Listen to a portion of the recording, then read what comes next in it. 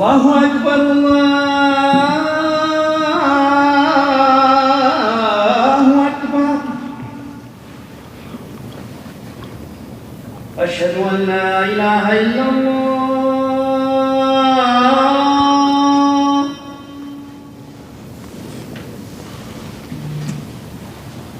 أشهد أن لا إله إلا الله.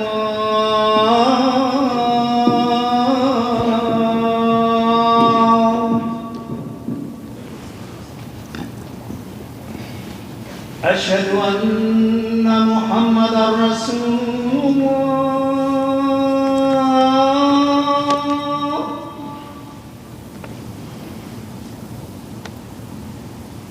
أشهد أن محمدًا رسول الله.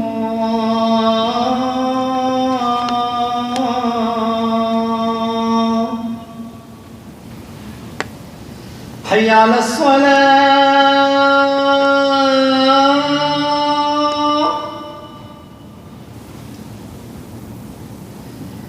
حي على الصلاة.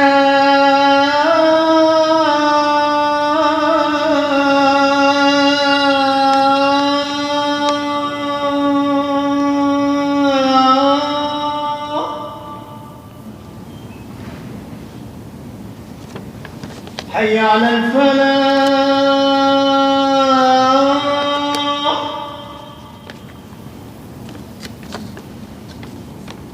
حي على الفلاح.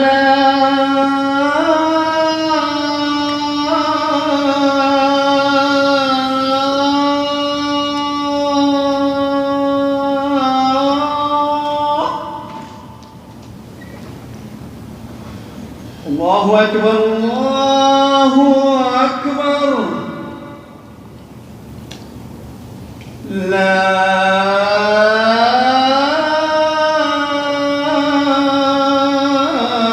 إله إلا الله.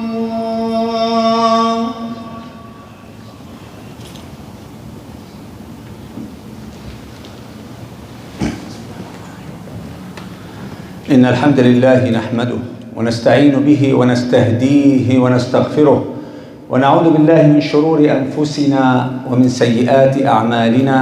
من يهده الله فهو المهتد ومن يضلل فلن تجد له وليا مرشدا.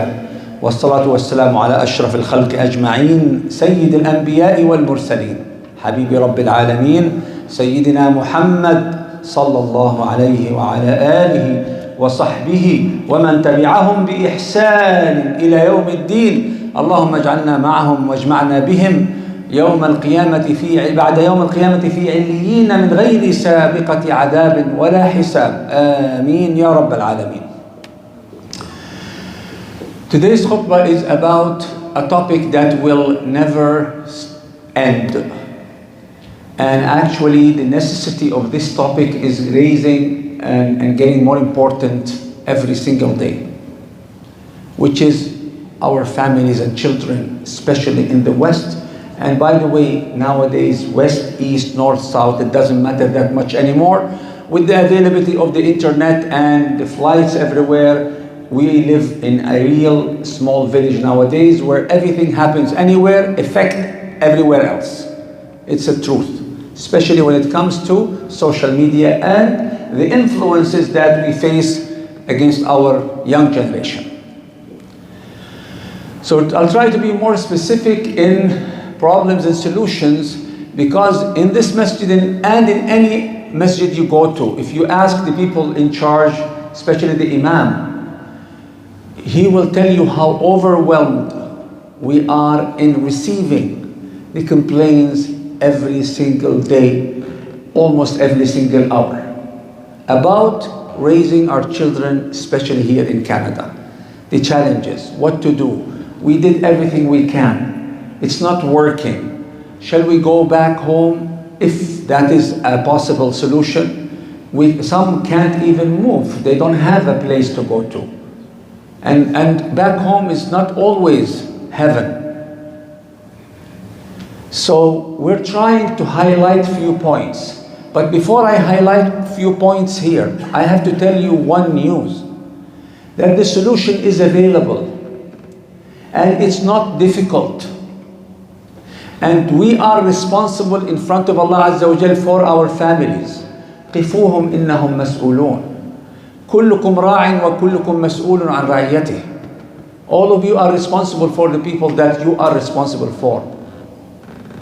يا أيها الذين آمنوا قوا أنفسكم وأهليكم نارا وقودها الناس والحجارة. O you mu'mins, protect yourselves and your family from the hellfire. So the responsibility is 100% on your shoulder, my shoulder, towards our young ones. 100%. And Alhamdulillah Rabbil Alameen, the solution is there. But we have to have the knowledge and the will. With the will of Allah, with the guidance of Allah, we can do it inshallah. And another fact, this challenge has been there all life long.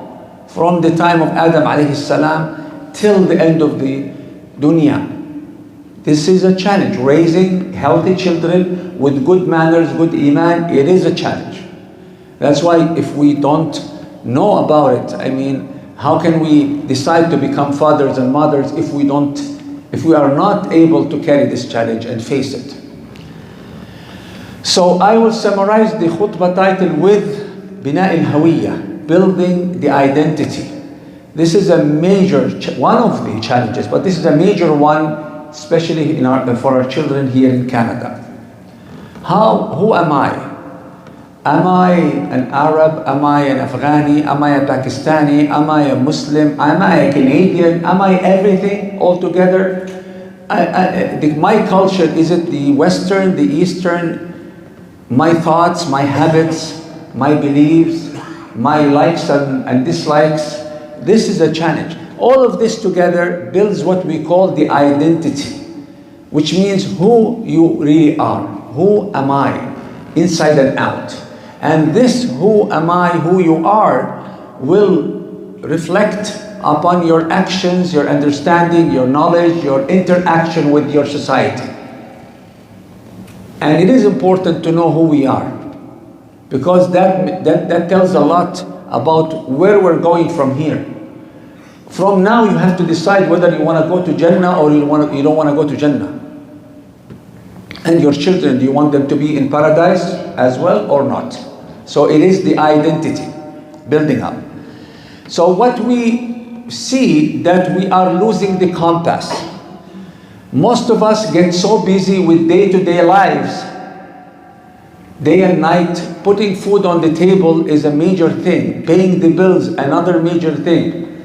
The rent or the installment of the house, the work, the career, and then social life. The compass is not always being realized or visualized. The target of life.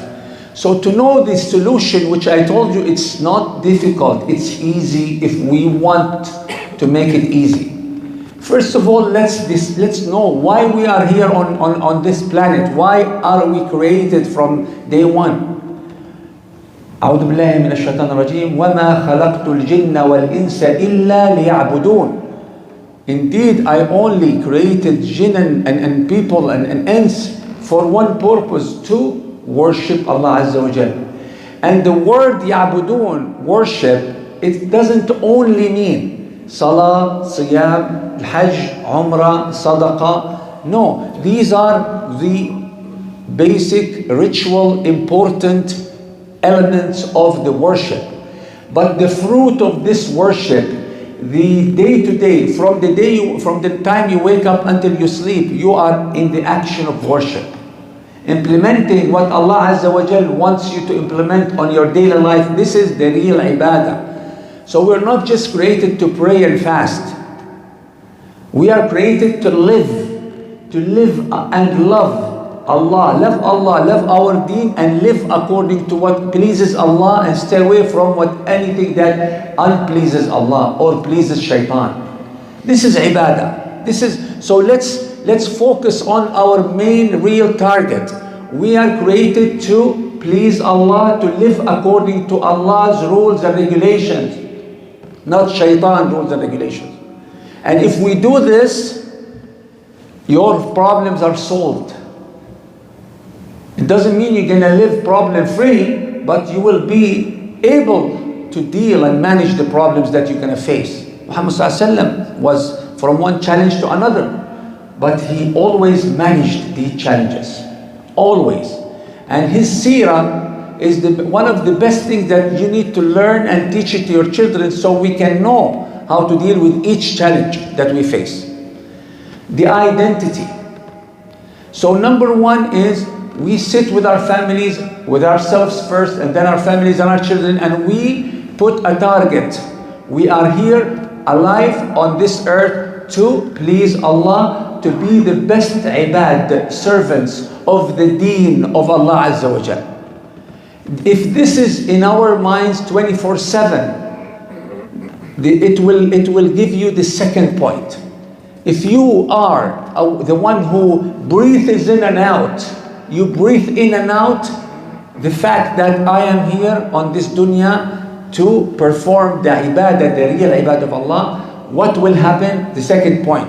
So now we know the target. The second one is we have to learn how Allah wants us to live. And Muhammad ﷺ is our best example, the only best example that we need to learn his life. And I'll give you some examples. If someone tells me, okay, dealing with children, we go to the Prophet Muhammad ﷺ life story and see how he dealt with his children. You learn all lessons you need. Everything he did, everything he said, Muhammad ﷺ is there for us to learn from. How many times he used to hug them, kiss them, his children and his grandchildren. How he dealt with their shortcomings. Everything is there for you.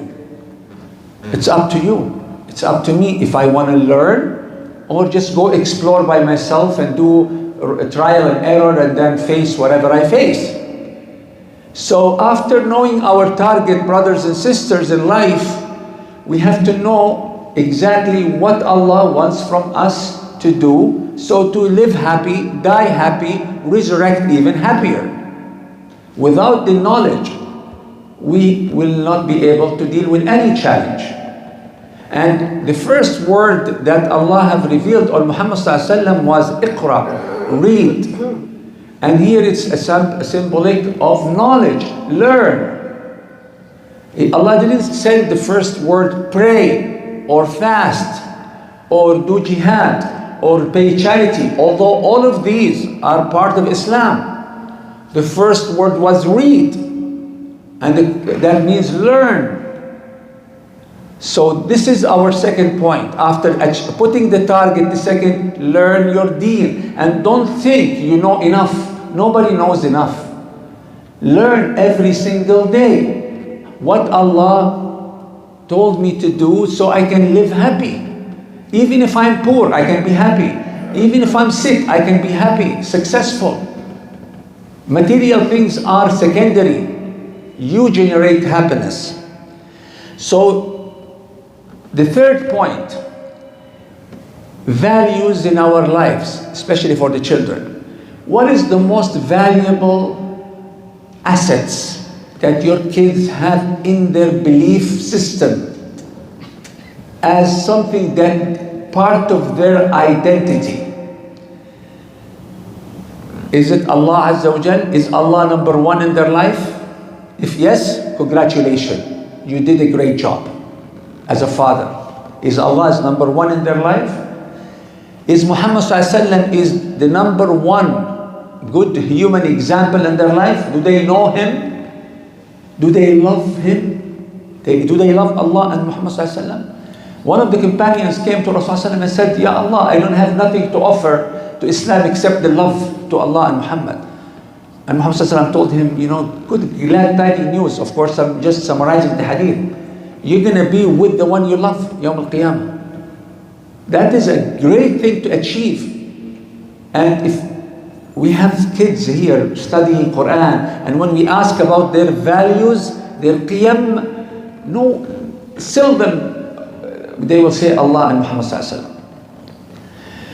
What about Islam? Do they know what Islam means? Do they know that Islam means submission We used to hear that Islam from salam, salam is peace. Yes, peace is part of Islam.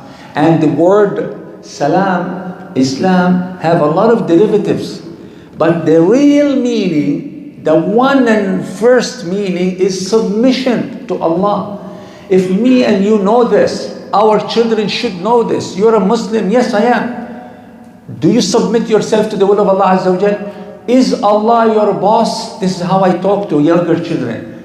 Submission may be a big word for them.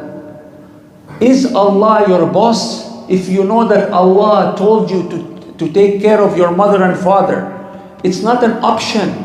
It's not up to you as a Muslim. You have to look after your father and mother. You have to look after your studies.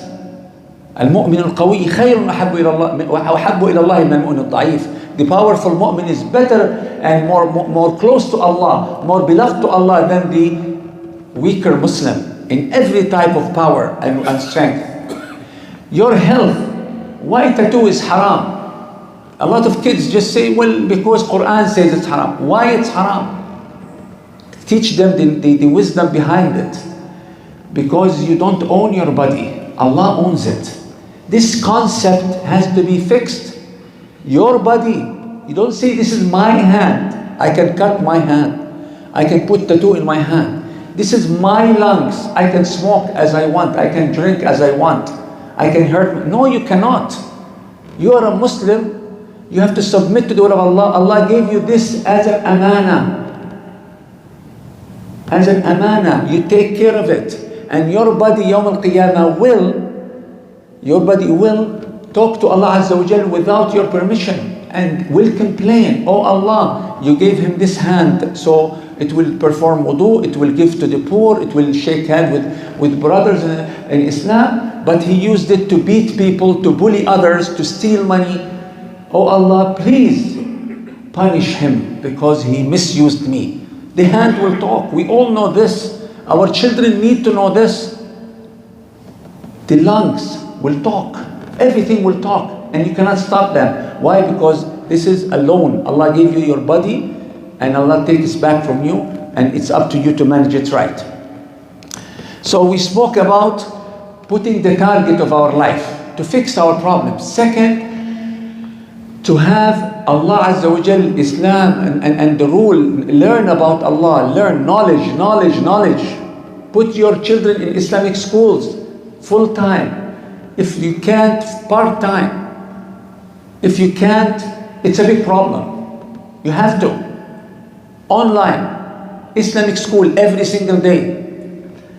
And we spoke about pouring in their hearts, implanting the seeds of values and qiyam. Allah, Muhammad sallallahu alaihi wasallam, al-Islam, al-akhlaq, manners. A lot of our young generation, they separate between Islam or ibadah or religion and manners. They think manners, we just follow the law. No. We have to tell them. Muhammad sallallahu alaihi wasallam said, إِنَّمَا بُعِثْتُ لِأُتَمِّمَ مَكَارِمَ الْأَخْلَاقِ. I was only sent to complete, to fulfill the akhlaq, the best of akhlaq, the best of manners. So when a child is told not to lie, not to bully, not to miss salah, not to yell, not to push around, not to be dirty, they have to be clean. We have to link this to the value, to Allah and Muhammad sallallahu alaihi wasallam, to what they are. You tell your daughter, you are wearing hijab. If someone sees you throwing a bottle in the park, they are not going to blame you. They don't know you. They're going to blame your deen, your Islam. You are example of Muslims. And by the way, for our young sisters wearing hijab, mashallah, tabarakallah, I hear a lot of feminism going on among the sisters as well. Sisters are talking a lot, especially now it's very hot, that why we are wearing hijab, men don't wear hijab, especially young generation. And they are looking for answers. It's our role to give them the answer. And I tell them in some of the classes, wallahi, we envy you. We are jealous of you wearing the hijab and we're not. And if we want to talk about equality, some men can say, why we are not equal? We want to wear hijab. Why? Why? Because wearing hijab means you are taking hasanat 24 hours without doing anything except with putting a piece of cloth to cover your beauty in front of strangers. Compared to other actions, to jihad, to infaq, to come to the masajid and halaqat al-ilm, to do a lot of, jum'a wa jama'at, this action is much easier in a way. You, sister, the younger and older, you are blessed with this hijab. When you walk, you're not only following the orders of Allah Azza wa Jal and you're showered with hasanat, provided your intention is for Allah. This is very important. Not only that, you are a da'iyah without talking. Any of us brothers, when we walk in the street or talk to people, nobody can say, oh, he's Muslim. A lot of people now are brown, darker, whiter, blonde. We have mix with a beard, without a beard. So we only have, if we want to make da'wah, we really have to go talk to people about Islam. But you, sister, with your hijab, you're doing a silent, effective da'wah. You're raising a question in the community, why she's wearing like that. And if they can ask you, alhamdulillah, if they cannot ask you and they're looking for haqq, they're gonna go ask Mr. Google, why certain people were this way? And this question led so many people to Islam. Just by looking at someone who's wearing hijab in the middle of the summer, it's so hot and everybody wants to almost wear nothing because it's humid. And this sister chose with good iman to cover herself to please Allah Azza wa Jal and follow the order of Allah Azza wa Jal. So that is already an identity that this sister is putting in front of others. Another thing that we have to build in the identity, at-tamayyuz. We want our children to believe that they are precious and special. And as parents, we have to look for their strength points and fuel it and make them work on it to become even more special. If you have a child who is a good sports player, invest in him. If he is very good in math, invest in him or her. If they are good public speakers, let them go to law school or media. Not everybody should be an engineer or a doctor. We need all trades. So look for the strong point in your children and try to support them so they can be better and better and better. We have other points to cover. For now, let's take the break of Jum'ah. أقول قولي هذا وأستغفر الله لي ولكم فيا فوز المستغفرين أستغفر الله.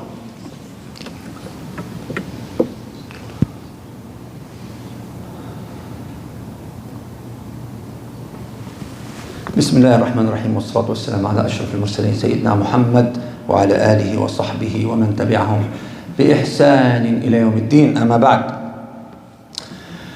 The best thing that will help our children hold to their identity and be proud of what they are is to have a peaceful home. And if I want to talk about this topic for weeks, it will never finish. Make your house, as a father and mother, make it the most peaceful, loving, caring, fun place for the children. Why do they love school, the public school? Because they have fun, they have peace, they have friends, they can do a lot of activities, they can talk as much as they want, they can play as much as they want. If they talk, people listen to them. And they will not tell them, I'm busy, just sum up. This should be better in our houses. So the second part of the khutbah, I'll just finish it with this point. How can we make our homes the paradise in dunya for us and for our children? Number one, of course, taqwa Allah. Always have Islam in every corner of the house. When you enter, dhikr, Bismillah, Assalamu alaikum wa rahmatullahi wa barakatuh, Bismillah ar-Rahman ar-Rahim, and you greet. When you leave, you have to say, Bismillah tawakkaltu ala Allah, wa la hawla wa la quwwata illa billah. All the dhikr, Quran is going on. Islam has to be felt and seen inside the house with the barakah. So the shayateen will always stay out, and the malaika will always be with you, inshallah. Second, your relationship with your wife has to be the best relationship you have with any human being. And your children have to see this, feel this, know this, notice this, touch this, live this. It's not up to you. If you want healthy children, you have to give them healthy parents and healthy relationship. Any discussion between you and your wife, it's serious discussion, any complication, not in front of your children. They're older, they're younger, it doesn't matter. They feel, they know. A lot of the children don't like to stay at home because there's always yelling at home, there's always pull and push, everybody wants to prove his point. What life is that? Like, how can we be successful people if our homes are not paradise? And everybody blame the other. I want my home paradise, but she doesn't. And she tells him, oh, my husband is not listening. No. Stop the blame game. Get together and say, we have decided to make a family. Let us be responsible for this family and make it a happy family. Or Allah will hold us both accountable. Both equally accountable. If we have any miscommunication, fix it. Everything is fixable. Everything. Except some big kaba'ir or haram. I'm not, if one of these two, okay. فإمساك بمعروف أو تسريح بإحسان. You stay together the way Allah wants, or leave each other the way Allah wants. But to live in problems day in, day out, yelling, pushing, the kids will just learn nothing from you. Whatever you say, it gets from one ear, goes out from the other ear. Why? You're not giving a good example.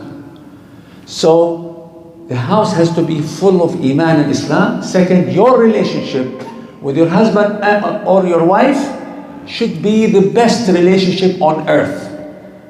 Doable, yes, with the help of Allah Azza wa Jal. Third, love, passion, and good time, quality time. Your work is important, your community is important, but family comes first. Don't overwork yourself. Don't work 2-3 jobs just to have a better house. Have a smaller one, but more quality time with your family. More memorable time. More love in the family. Especially nowadays. You don't want them to look for love outside your house. You don't know what kind of love they will find. Please, brothers and sisters, and I'm telling this to myself as well, I'm a parent. Wallahi, the challenges are getting bigger. And the complaints we receive, we cannot even, wallahi, give appointments enough to people just to listen to their problems, even on the phone. It's unbelievable. And I'm talking about Muslim families, our homes, a lot of our homes, not all of them, a lot of our homes are broken apart because of dispute. And the real reason behind those disputes are they are not close to Allah enough. A beautiful triangle that Sheikh Ala al-Sayyid always taught us. This is the triangle of marriage. So the husband here, the wife here. So, and Allah Azza wa Jal is looking at us. He is our creator up there. So the closer we get to Allah, the closer we get to each other. The further we go from Allah, the further we go from each other. The more problems we have. Okay, what about if someone is more close, someone is more far? It doesn't matter. Do not ask others to be closer to Allah. You do it first. When you do it first in the right way, you're going to find others will just follow you. Be the good example. And at the end of the day, if not everybody followed, they're going to pay for their consequences, and you will pay for your own deeds. Don't worry. People, husband and wives come to our office here, and they complain, and everybody wants the other one to be fixed. No, my dear, fix yourself first. Allah will fix your partner for you. Fix yourself. Look after your own mistakes. You are not an angel. I'm talking this both for brothers and sisters. The last point for today is discuss those challenges clearly, openly on the table in your house. You have to know what your kids are facing. What is your wife facing at work if she works? And you have to share with them what you are facing. So you are one unit, a powerful one brick paradise in this dunya. You have to care for each other. It doesn't make sense when I ask a 10 years old or 12 years old boy or girl, what does your father do for a living, and they don't know. That tells me they don't talk, they don't sit, they don't share. And wallahi, we have a summer school here. Some parents, when they come register their kids, they don't know the grades of their kids. Let me ask my wife, they don't know the ages of their kids. That's again tells me that they don't sit and talk. They're not involved in details. Brothers and sisters, it is important nowadays more than ever. Micromanagement, not macromanagement. Oh, I'm a father, I take care of the food. No, not anymore. You have to take care of the food and the socks and the laundry. You need to know everything. You don't have to do everything, but you have to know everything. The homework, what grade they are, what's the name of their teacher, what are the names of their friends. Micromanagement nowadays are very important because the shaitan will come from one door or a window that could be tiny for you, and then you don't know when it become huge suddenly. And we hear this. My daughter took off her hijab. My son wanted to be an atheist. My wife wanted divorced. Where were you? I mean, what? That doesn't happen suddenly. No, we were good till yesterday. MashaAllah, really? Subhanallah. Till yesterday you were good. Today morning, somebody did a magic on you and then everything flipped out. No, that maybe happens in movies, not in real life. This is a build-up. The topic is rich. The major topic is looking after the identity of our children and making our homes the real paradise. By making Allah number one in our life and looking after our hearts and deen. May Allah bless us. May Allah accept from us. Allahumma اغفر لنا وارحمنا. اللهم اجعلنا راحمين ومرحومين يا رب العالمين. اللهم ارحمنا فوق الأرض وتحت الأرض ويوم العرض عليك. اللهم لا تجعل لنا في مقامنا هذا ذنبا إلا غفرته ولا هما إلا فرجته ولا حاجة من حوائج الدنيا والآخرة لك فيها رضا ولنا فيها قضاء إلا يسرتها برحمتك يا أرحم الراحمين. اللهم اجعل بيوتنا جنة. اللهم اجعل في قلوبنا الجنة. اللهم اجعلنا من أهل الجنة. اللهم أصلح أولادنا وأصلح بناتنا وأصلح أزواجنا وأصلح زوجاتنا وأصلح علاقتنا ببعضنا. اللهم اصلح مجتمعنا. اللهم اجعلنا صالحين مصلحين. اللهم اجعلنا صالحين مصلحين. اللهم اجمع قلوبنا على الحق.